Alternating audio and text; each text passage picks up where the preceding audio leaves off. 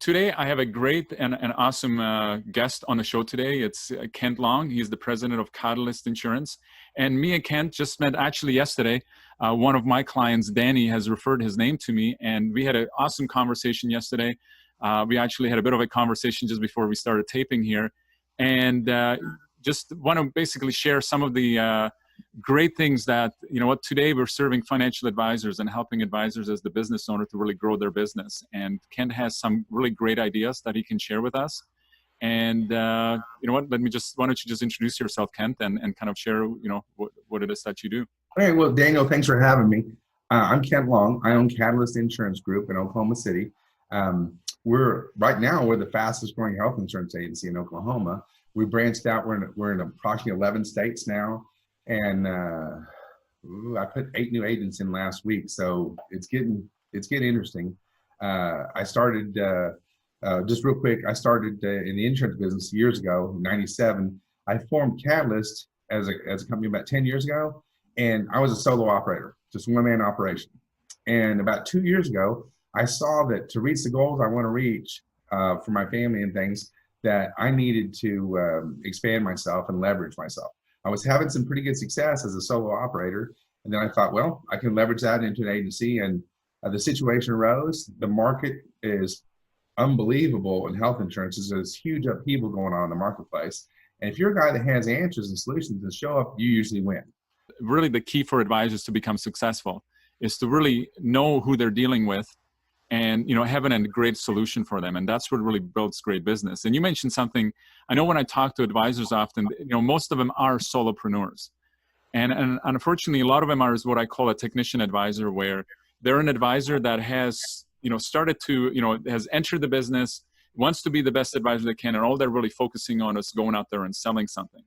And you kind of mentioned that when you were a solopreneur, that's kind of maybe how you were operating. Then something shifted. There was a bit of a mindset shift where you start saying, hey, I can go and leverage this. And I think often when we start looking at leveraging, and when I talk to advisors, is that the way to really leverage your business is to start recognize that there is a difference between just selling something and marketing yourself and becoming more of a specialist. And I think this is kind of what you're mentioning when it comes down to the solution that you're offering, is really helping advisors to leverage their time by actually focusing on and providing, help when it comes down to really medical insurance. And that's really the change that I'm sensing, that's what you're kind of mentioning, that advisors want to provide really that one great solution. And there is a great opportunity in the market right now that has arisen, because when I speak to advisors, they usually struggle with 2 things: finding the right people to sell a solution to. And often if they do have somebody that they have, they're not quite sure what the solution really should be, so they don't have clarity around that. And that was kind of the conversation me and you had yesterday on that. And when we spoke, you kind of mentioned this great solutions that you guys are offering and how you can actually help advisors with that. Okay. If I remember what we were talking about the other day, when I have had relationships with, if we're talking about financial advisors, people that do investments, people that do life insurance as an investment, things like that. One of the challenges I hear from them is that I have a client, I've been advising him, if he wants to meet his retirement goals, he needs to take another $400 a month and put it into this type of product, or need to take some assets and put it into this type of product. And he keeps coming up with the answer, well, I don't have the money. Well, I go into example, a physician owns a clinic in a suburb of Oklahoma City, and his cost for health insurance for his clinic was $80,000 a year, and his policy was he paid 100% of the cost. Okay, so he had 100% participation because everyone had their insurance paid for, but he paid for none of their dependents. Okay, so this $80,000 cost, I was able to go in, and by showing him a different way to do the health insurance through a program that very few people will even come up with, because most of my industry doesn't think outside the box. And if you're an outside the box thinker, that's the reason. If I had to put one thing on my success, is because I look for a solution. I don't look to sell a product. Okay, I found a solution, and now I'm spreading it around. Well, my quote was dramatically different. It was $45,000 a year. It's going to save him $35,000. So from $80,000 to $45,000, going to save him $35,000. And now the owner literally said this out loud. That's a new X-ray machine. In his mind, that's a new asset I can buy for my business. Okay. Now, Had I been his financial advisor sitting with me, that would be, there's $35,000 that you can put into an annuity, or $35,000 you can put in this investment that will get you to the goal that we're trying to reach for you. Yeah. So, really when it comes down to when I meet with advisors, there's, I kind of say there's really 4 different ways that an advisor can help them, help somebody, right? And, it's either saving money, and this is kind of what you're talking about, making money, reducing some type of a level of risk, or doing what I call kind of planning, where you involved all of those. And I think often what I find with advisors, they add, a lot of them are trying to provide so many different solutions that they become more of a generalist as opposed to more of a specialist. And again, this is something that you're talking about when, people often, even when they do financial planning, do they think outside of the box? Do they look at all of the different options that they can provide? And unfortunately, in this day and age, and I think this is something we talked about yesterday, is that if you're an advisor, you really have to start to focus on what is really the niche, what is really the specialty that you want to come out and you want to be part of. Because if you don't specialize, it's going to be difficult for you to operate in this day and age. Daniel, I think I really, really agree with you on this one. With the event of robocalls, I promise a day doesn't go by that I don't get 4 to 5 robocalls from someone in the insurance industry wanting me to sell another niche product. Another agency or another group saying, hey, we have this great new whiz bang insurance product.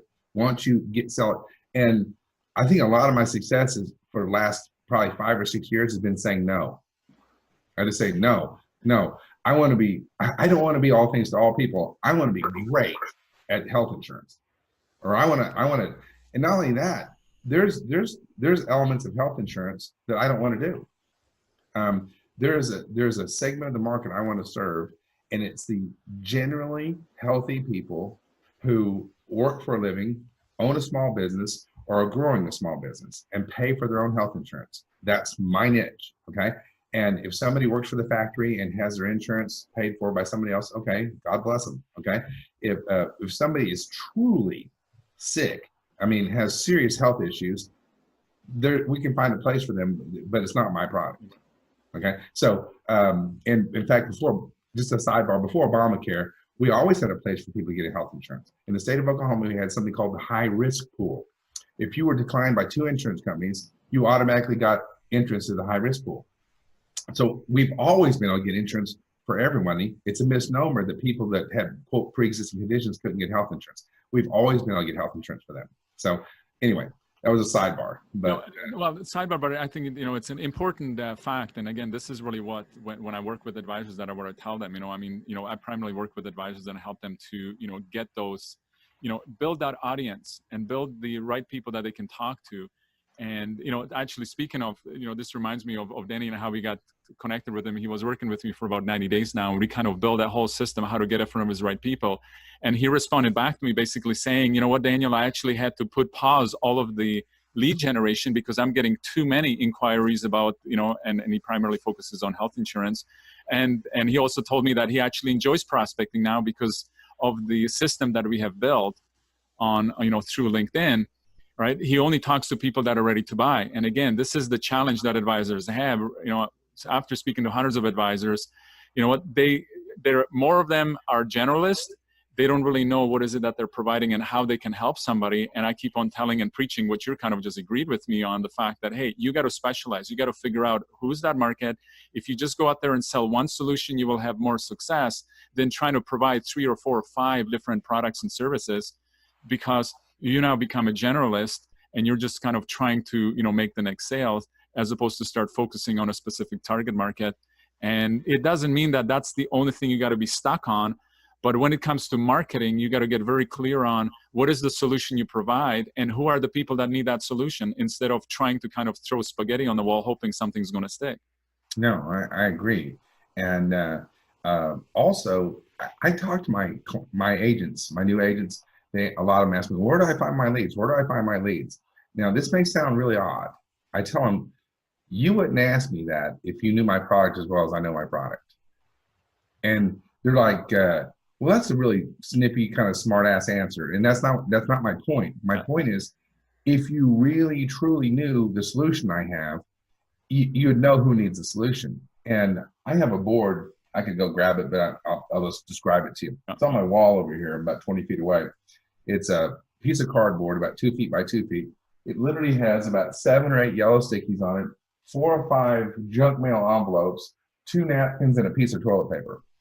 And it has demographics for doing health insurance quotes on it. And the point is, as I'm taking my daughter to school, I hear someone say the right words, and I'll say, well, would you like some help saving money on your prescription drugs? And they'll go, well, yeah, I would. And then the next thing is, what do you do for a living? Well, I sell health insurance. Well, could you help us with our health insurance costs? Okay. And lady in a grocery store said this very same thing. I heard her complaining to her sister. So I said, ma'am, forgive me for the interruption, but here's an app on my telephone that will show you how to save money on your phone, on your prescriptions. And when she saw that the pharmacy she shopped at sold the drug for twice as much as the pharmacy across the street, she was literally upset. Okay. So she should be. Because she goes, Myrtle, her sister Myrtle was in produce. And she goes, Myrtle, come over here. And this guy, she goes, what do you do? And she goes, well, I sell health insurance. And then next thing you know, she and her sister Myrtle wanted health insurance quotes. Okay. And literally, people, as I go, well, I once you tune your ear to what the problem is, and this comes to the product knowledge thing. Yeah. Once you tuning your ear means learning my product and learning what problems it solves. Okay. Once you tune that ear, everywhere you go. Now, I'm not opposed to prospecting systems. Yeah. You know, I advertise on the radio. Okay. I used to do telemarketing myself, but I kind of got above that where now I get referrals. I have a new agent who's been with me about 1.5 years, almost 2 years. He's never asked me for a lead one. Yeah. 1, he knows how to open his mouth. Well, 2, he understands it. And 3, he consistently, religiously asks for referrals. Yeah. You know what, the point that you mentioned, and I want to focus on, because put it that way, you know, I 100% agree with you. It's not about having systems. I mean, systems are there to help you to do stuff, but you do have a system. And really the system is, and it's very similar to what I teach, is once you know the product, once you know the product that covers a certain pain, the only you got to look for is the people that have that pain or that, you know, that problem, right? And this is the same thing.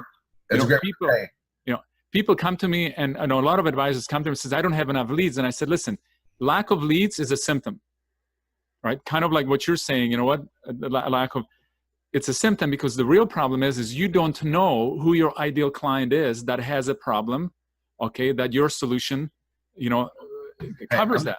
I'm going to steal that. Right? So it's the same, listen, it's the same thing that you said, right? And there's 2 things. In order to really be successful in business, you need 2 things. And this is where, you know, in my training, I go right back to the basics. And this is what took me 5 years and close to $250,000 of spending different coaches and everything that I have done, is that once you know what your solution is, and once you know who needs that solution, listen, that's the key to everything, because then you just got to go and find out. Once you know who the people that have the problem are, then you just got to find out where they hang around. For me, best place is LinkedIn, right? Because everybody tells you what they do. So once you can focus on those 2 things and really simplify, one of my coaches, Adam, explained this to me this way. He says, making money is really simple.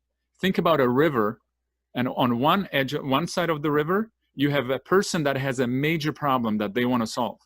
On the other side of the river is a solution. All you do as a financial advisor is you serve as a bridge. You take the solution that, you know, that solves this problem for that client, and you bring it over to them. And you are the bridge that can provide that solution for them. And that's how you make money. And people are willing to pay you for a solution to a major problem they're experiencing in their life, where it might be, you know, here we're talking about health insurance, might be college planning, you know, might be retirement planning, tax, whatever that is. But you got to get clarity. And I love that. And I'm stealing what you said from you, because if you don't have clarity about the who is that right person, and you don't have a really good clarity on what is the product that you provide. And the key is one product, one solution for one person, right? When you get that, then you have what I called an authority. And you know, part of the training we do is I call it rapidly build your authority. People talk about, you know, going on podcasts, writing books and all of this stuff. I said, listen, you know what? I've done all of that stuff. If you don't have clarity on the who and kind of what the problem is on those 2 things, you know what? You'll never build your authority. You'll never build, you know, your self-success. So having clarity on who the person is and what is the one solution you offer really gives you that power to really rapidly build your authority and be able to go and build an audience. And this is really what LinkedIn is for. I tell people, listen, where else can you, for roughly $100 a month to pay for Sales Navigator or it's I think $79 US and $89 Canadian. Where else can you go and start building an audience, build a list of literally thousands of prospective clients? I started recently working with a client where 2 months ago, he didn't even have a LinkedIn account. Now he wants to work with employees of Boeing, 40,000 potential connections we can go and start to build a relationship with. Where else can you go and kind of get that reach? But there are certain steps that people want. And the key to that is everybody talks about, I need to get leads. And I said, listen, leads are a result of you doing your homework, getting clear on, who it is that you want to work with, getting clear on what is the problem, getting clear on what the solution is, building, those people that have those problems, and then have a systematic way how to reach out to them and convert them from contact into a contract. And for me, listen, LinkedIn's not the end all and be all. I love the fact that you said, listen, it's like, because you understand the product so well, your ears are turned into what people are talking about, and then you just say, hey, you know what, there's an opportunity. Would you be interested in this? That's really all, as a marketer and advisor, they need I love that. Go from a contact to a contract. Yeah. That's, but it sounds simple. Step one, step two, there is a whole bunch of different steps in between. But you know what, unfortunately, when I sit down with advisors, the amount of time they spent on learning more about their ideal clients and learning more about the solutions they offer is zero. And this is the frustration, like they're getting frustrated, overwhelmed that they're not getting any, clients. Well, it's because they're spending so much time and effort on the wrong things. Right? Oh, wow. Well, and there's agents I have, and occasionally I'll try to do a counseling session or whatever, and just try to talk to them about, what's it going to take you to get from point A to your goals? Why aren't you moving further down the road? And there's one guy I can think of in particular. He majors on minors. Yeah. He everything that's small and insignificant, he totally focuses on. Yeah. Anything that actually gets to the contract, he every rabbit trail he can find, he majors on minors. He majors on how well his letterhead looks. Yeah. As opposed, if you saw how I do most of my presentations, they're on scraps of paper, and it's because I'm more concerned with the concept and making sure my client understands the concept. And I will interrogate them. I'll use that word because I may be that forceful. I will interrogate them to make sure they understand. Yeah. The concept, but I don't care about how good my literature looks. Yeah. No. You know what? I've met so many advisors that have spent hundreds of thousands of dollars. And again, and let me tell you, partly including myself, because I was searching for the solution. Okay. And I talk to advisors all the time. They said, oh, you know what? I don't have time to look for clients. I don't have time and money to work with you to help me find clients. I'm putting my website together. And I'm like going, okay, so you build the website, now what? Just because you build it doesn't mean people are going to come to it. Or people, I talk to advisors and they're saying, oh, I'm going to start doing seminars. I'm like going, great. How are you going to get the people to the seminar if you don't know who they are and if they even have the problem that your seminar can help them solve? And what people are you going to get to the seminar? Yeah, what people, and exactly. It's like when you go to a networking event, people tell me, who do you know? No, what you know is, what left-handed dentist do you know? Yeah, precisely. You have to be very specific. And those people, I don't know if my dentist is left-handed or right-handed, but his name is Bob Johnson, but if you say, who do you know that needs health insurance? That means nothing to anyone. But if you know specifically, who do you know owns a small business that services, maybe has one or two employees that's on the main street in your town, or whatever. Oh, and again, and this is where, for me, LinkedIn becomes perfect, because when you connect with somebody, you can do referrals. Like a lot of people ask for referrals. And again, depending on what products, with health insurance might be a little bit different, but if you're a financial planner, a lot of people want to work, the financial planners that I work with, they want to work with, I'll call them higher net worth, because there's this whole number, only work with higher net worth. Listen, there's a middle class that they have a lot of money. You can go and help them and build a really great practice on that. But when you ask for a referral, you don't really know what you're going to get. It's kind of like, it's like a box of chocolate, right? You just never know what you're going to get. Mhm. But you know what? You can use LinkedIn in a way where if you connect with somebody that's your client, you can go and see their connections. Now you can ask for an introduction, right? So it's all about when you're building your practice. And I meet with so many advisors that really haven't built a business. They have, built a job for themselves, because when I look at their book of business, 80% of their income's coming from 20%, or sometimes even from like 10%, right? So there's 90% of people they're servicing and they don't really quite fit into what they want. And again, if you don't know who your ideal client is, you're going to accept anybody and everybody. And I think, I know I've had some clients even now at the beginning when I started this, I started working with some advisors that even though they paid me money, they lost me a lot of time and effort and aggravation trying to work with them because they were not the right fit for me. And I think this is where the more you get to know your clients, who they are, their problems, their challenges, the more successful you're going to be. Okay. Well, along those lines, a really good example of a client I don't want is someone who's a hypochondriac. Okay, who accesses the medical system like a junkie goes after drugs. They're not seeking medical treatment to get healthy. They're seeking attention, and they're using the medical because they have insurance and they have the ability to get face to face with someone and quote unquote a caring person. Doctors are theoretically supposed to be caring, and then nurses and and you go in there and everyone's nice to you, and someone instead of solving their health problems, they're trying to solve their loneliness problem. Yeah. So that's not the client. If I can identify that client, I don't want that client. Yeah, but having clarity on that, and you just kind of described, I'm like going, yeah, you know what? You just described the type of advisor that I don't want to work with, right? The one that's just looking like, hey, just give me the solution. Where's the easy button, right? We were just talking about that. Like, where's the easy button that I can go and press it, and all of suddenly I have tons of leads, and it's like, no. Talking about, Danny before, I mean, I love, what he has done. I taught him what he had to do, and he went out there and he started, I don't want to call it hustling at the beginning. There's a bit of a hustle, but once you have a system built, right, you're just doing things over and over and over again, and it's giving you results. Unfortunately, it does take some time and effort to get to that place. And it's difficult. We're talking about advisors sitting down and figure out who their ideal target market is. I will tell you this, it's almost impossible for an advisor to do that on their own, even to learn about the product, right? I mean, you can go out there and read all of the products from brochures and everything. I can pretty well guarantee you that if you sit down with an advisor for an hour, you can teach them a lot more about the product, then they can learn, learning and reading a website or reading some information, from there, primarily because what works. And this is often what I find when it comes to marketing. Advisors are kind of going all over the place. And I tell them, listen, LinkedIn, you don't need to know how LinkedIn works. You just need to know what works for you and what's going to get you results.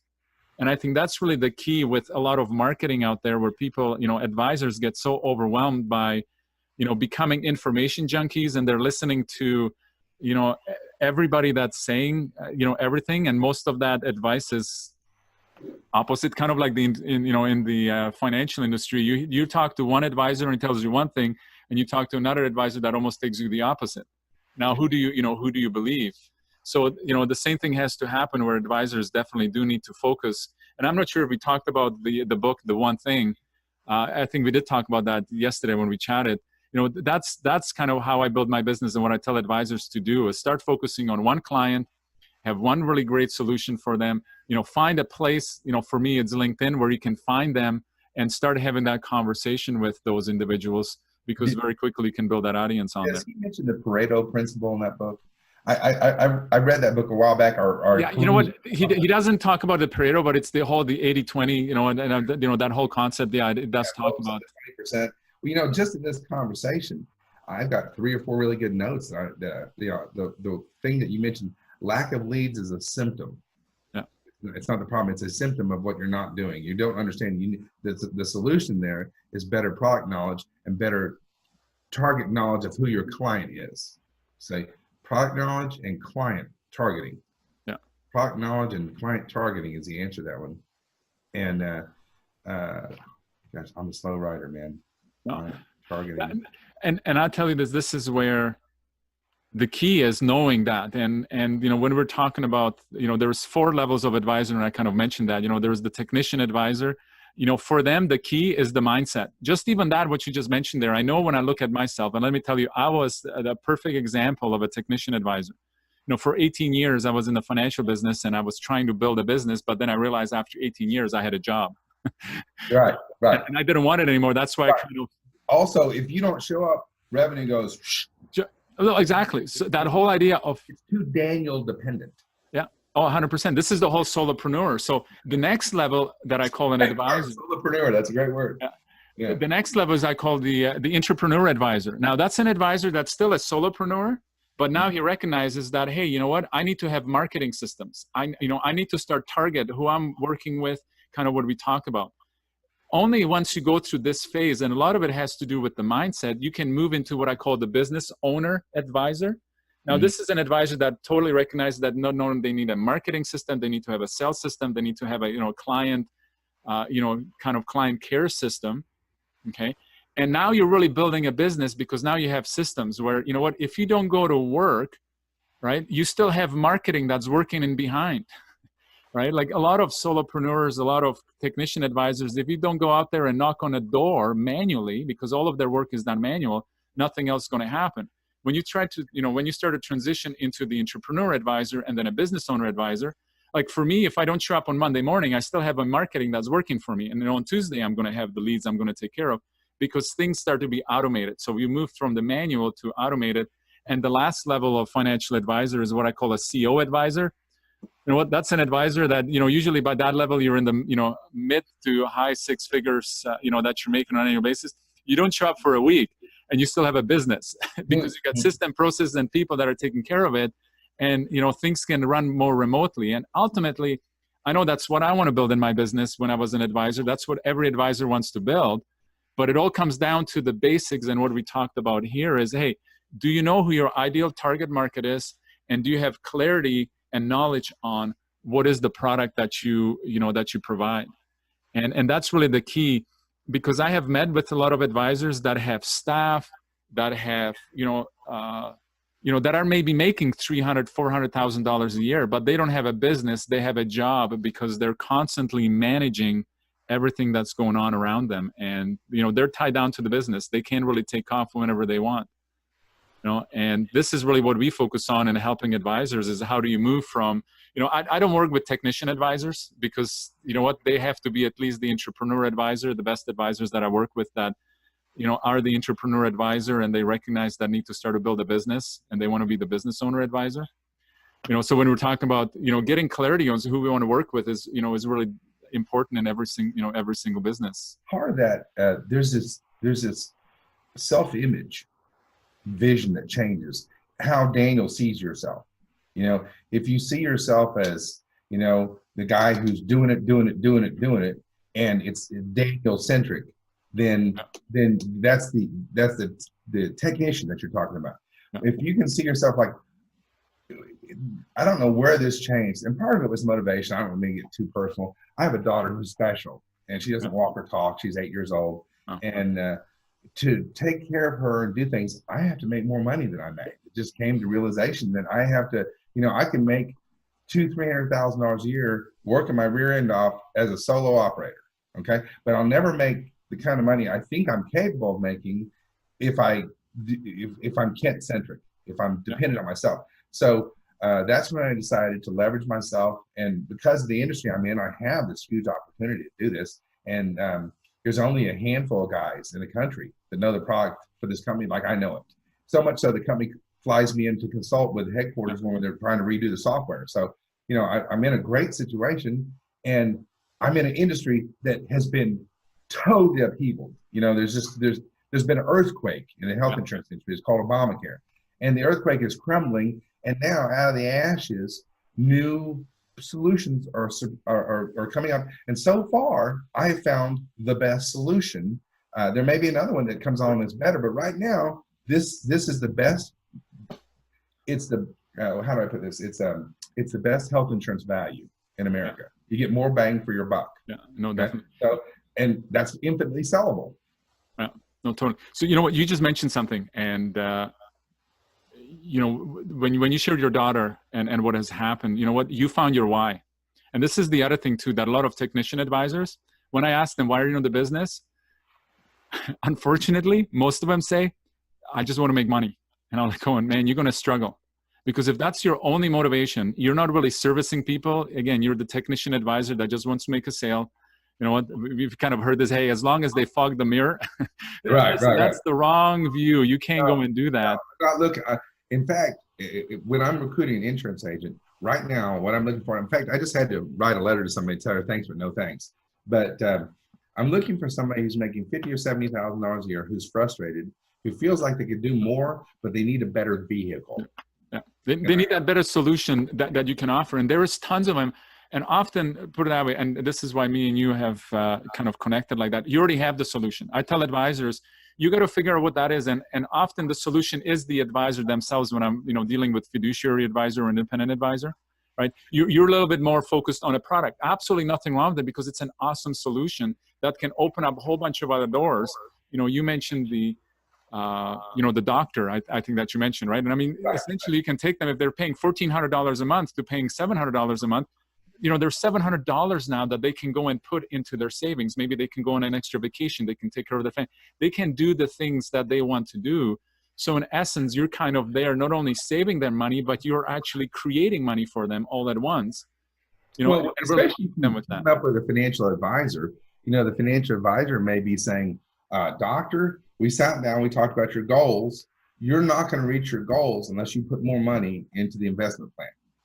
And he's got his pie, and he thinks his pie is totally used up. And I create a new slice that he can use that, and then the investment advisor has a place to put that extra, and solve. And it helps him achieve his goal that was stated. 100%. The way that I was taught financial planning, and when I was a CFP, it was kind of like you look at their budget, you look at what you can cut out, and you tell them what they need to cut out. What are the first thing that cut out? Well, start looking at what they're spending money on as far as their meals going out and all of this. Like, who is excited about implementing a plan where I'm just saying, well, you got to shrink down your lifestyle a little bit. Mm-hmm. And this is what I was taught as a financial advisor when I got my CFP. That's what you focus on. Where again, you say you got to think out of the box. Look at all of their, all of their finances. I'm probably 10, 12 years older than you, but the world has changed since I got my college degree. I got my degree in marketing, and back when we were studying marketing, we were talking about logistics, and I'm so old school. There used to be the manufacturer, the jobber, the warehouse, the regional distribution center, this. Walmart changed all that. Yeah. And the big box store, the Home Depot, where the store is the warehouse. Yeah. So they eliminated several links in the marketing distribution chain. Well, all I showed that doctor how to do was to take what he's doing, just be more efficient with it. Yeah. He wants to provide benefits for his employees because he wants to keep and get good employees. So he wants to do that. But I just showed him a way to do it more efficiently, about 45% more efficiently. Yeah. Now he frees up that money and he can leverage himself. He can use it for personal, or he can use it for professionally. Yeah. And I'm sure that a good investment advisor can tell him what to do with it. Well, you know what, the key really, as we kind of wrap up right now, I think really the key, and I'm going to ask you for your takeaway. For me, what the takeaway has been from that perspective is just getting clarity on things, right? Getting clarity from the perspective of the more you know about your clients, the more you know about the solution that you provide, the better informed you're going to be and actually be relevant to them. Because this is the challenge I think advisors have. I mean, we talked about, I'm always thinking, what's the number one challenge? There's probably 5 number one challenges, and they all are important and relevant. But the one, one of them that's right up there is, it's not that difficult to go and start connecting with people and being in front of them. What's more important is how do you get somebody's attention? And this is, I think, what you just mentioned with you. Even when you're in the grocery line, you're listening for little words. And when somebody's buying a prescription and you say, hey, would you be interested how you can get that for half the cost? Okay. And that's where things click. Let me change a phrase. I'm not listening for words. I'm so tuned into what my product is. Right. I hear everything. It's like you can't not hear it. You just like the word pops up and you go boom. Like for instance, if we're probably we're in a party and people are talking about, and 2 people over says LinkedIn, your ears probably go. You can't help yourself. Yeah. Just go. There's a magic because you know your niche. And what's happening to me is I'm morphing. I'm going from selling product to individuals and product solutions, where now I'm trying. I'm becoming more of a recruiter and less as a salesman. Yeah. And I'm trying to find agents who can basically, I've taken a couple, 2 or 3 people and showed them how to make 6-figure incomes. So now I just need to replicate that stuff, get it systematized, and then scale it up. And then that's what I'm in the process of. And my takeaway is 3 words: systems, systems, systems. Is what I got from Daniel. Is I need to work on my systems. No, perfect. I love the distinction that you made when I was saying, as far as what you're doing, because that's really the key to that. And the distinction really is if you want to become really successful, you got to get clarity on certain things and focus on that. And I 100% agree. And the distinction that I love that you have mentioned is saying, hey, as soon as mentioned LinkedIn, 100%, I'm not listening for LinkedIn, but as soon as I hear that word, right away, I'm going to turn over and try to see who that is. The only way an advisor can get to that point, if they truly know who their ideal client is, and if they truly know inside out the problem that they have and the solution that advisor offers. Because whenever they are, as soon as somebody mentions, like it was LinkedIn, as soon as somebody mentioned financial advisor, I'm going to turn around, because my mind is so in tune with who I work with and how I help them and what the solution is, that again, like you mentioned, I love the distinction. I'm not listening for it, but I'm hearing it. You're tuned. I'm so in tune with it. Yes. Yeah, you're tuned in. And I tell agents, because the opportunity that's going on in America right now with the turmoil in health insurance, I could take you, Daniel, to any suburb in America, 6 o'clock in the morning. We could hop up on the roof, have a cup of coffee, and listen. Yeah. And we would hear wailing and gnashing of teeth throughout the land, because people are so mad about health insurance. It's not hard to hear to start the conversation. People ask me, where do I get your leads? Look around. I mean, everybody and their brother is arguing or mad about the doctor bill or the hospital bill or this bill or that bill. And, there's more to it. This is conversation too. Next time we'll talk about some of the bigger solutions. I belong to a group called the Free Market Medical Association. Yeah. And they're trying to bring price transparency to the healthcare market, where people post their prices. And there's some clinics that are starting to do this. They post their prices on the internet so people can do this new thing. It's called shopping for medical. So you can decide, my surgery over here would be $5,000. Over at the hospital is $35,000. I think I'll go here. Yeah. And now what will I do for resources? My insurance provides the financial resources where either place you go. The difference is, over here, you're out of pocket nothing. Over here, it's going to cost you some money. Yeah. And so we provide a financial incentive for you. In some cases, my clients go over here and have surgery. They actually get money back because they've been frugal. Okay. And the faster we put market forces into a place where no market forces exist, the faster we'll fix the system. What you're mentioning is what happened with, if I were to ask you, what's the name of the largest taxi company that doesn't even own a taxi? Right? What's the biggest, what's the biggest hotel chain that doesn't own any doesn't own any hotels? Which I've stayed in a couple times, Airbnb. Yeah. So, from that perspective, there is a huge disruption that's coming on into the financial industry. And I mean, I know you're primarily dealing with the health insurance. Listen, that's happening in life insurance, term insurance, financial planning. There's a huge disruption. Doctors aren't going to be like stockbrokers were 25 years ago. Exactly. So there is a huge shift. And again, the reason why I do what I do is I'm trying to help financial advisors to see that shift and to capitalize on it. And again, primarily the key to that is get to know who your client is, get to know what is the solution that you provide, whatever that might be. And, the best place to go and find them right now is on social media. And we know that, unfortunately, financial industry is kind of shy of social media. All we're doing on LinkedIn is building relationships. And I love this. I mean, you came to me as a referral, which I love, but we had a connection, right? And we started talking. Mm-hmm. And the best advice that I was ever given, and maybe we'll kind of close on this, is from one of my coaches. His name is Kevin. And he says, Daniel, in order to make money, okay, there is only one thing that you need. You don't need a website. You don't need a LinkedIn account. You don't need Facebook. You don't need a webinar. You don't need the blog. You don't need any of that stuff. The only one thing that you need is to have a conversation with a person. And listen, I can walk out of my door right now, out of my house. I can go down to, local coffee house, and I can start a conversation with someone. There could be an opportunity for me to do something with that person if I have a solution for that type of individual. It might not be the first person, maybe a second, third, or fifth. I can go and make money that way. Again, most advisors, unfortunately, are not willing to go and do that because they look at that, oh, well, that's cold calling.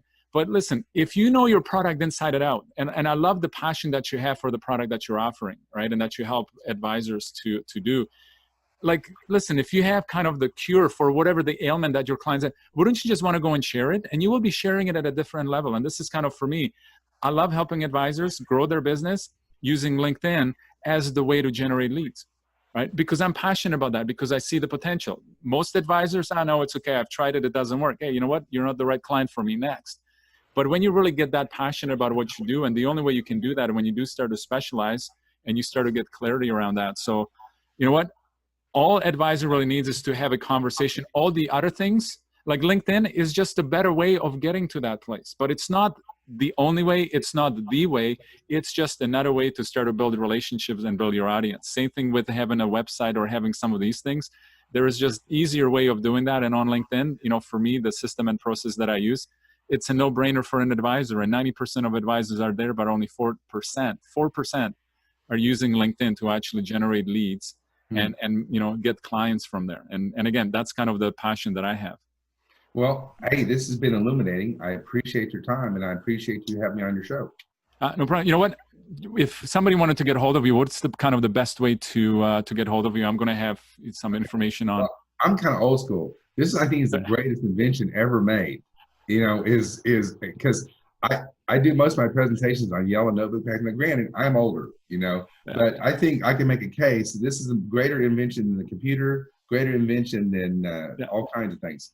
But my office number is 405-633-3710, and my cell phone number. And literally, I feel free to I give my cell phone number out freely. My cell phone number is 405-409-8585.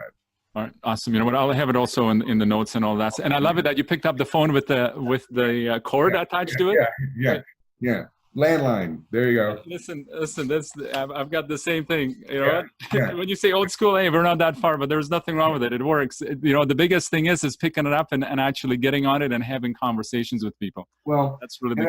I think especially the 30 and under crowd thinks that you can't go out and communicate with somebody unless you have it on an iPad or a PowerPoint presentation, or you have some electronic format. And literally, some of my better presentations have been done on napkins. Yeah, no, the simpler and the easier it is. Yeah. So you know what? We're going to close this off. Okay. This has been an awesome conversation. I'm looking forward to. I think we're going to do another one and definitely have a great topic. So this is awesome. Thank you for your time, Kent, and looking forward to talking to you again. All right, thanks, Daniel.